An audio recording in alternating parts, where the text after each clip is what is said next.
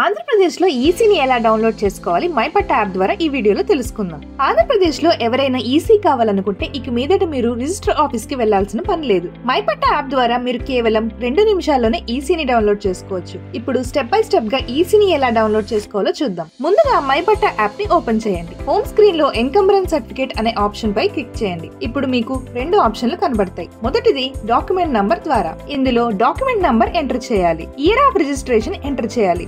SRO office select చేయాలి. అన్ని enter చేసిన తర్వాత సర్చ్ పై క్లిక్ చేయండి. మీ డాక్యుమెంట్ నంబర్ కి సంబంధించిన ఎన్కంబరెన్స్ సర్టిఫికేట్ PDF వెంటనే డౌన్లోడ్ అవుతుంది. రెండో ఆప్షన్ సర్వే నంబర్ ద్వారా. ఇందులో డిస్ట్రిక్ట్ సెలెక్ట్ చేయాలి. తర్వాత SRO ఆఫీస్ సెలెక్ట్ చేయాలి. విలేజ్ సెలెక్ట్ చేయాలి. సర్వే నంబర్ ఎంటర్ చేయాలి. ప్లాట్ నంబర్ ఉంటే ఎంటర్ చేయండి. ఇవన్నీ ఎంటర్ చేసి సర్చ్ పై క్లిక్ చేస్తే మీ సర్వే నంబర్ కి సంబంధించిన ఈసీ రిపోర్ట్ వెంటనే వస్తుంది.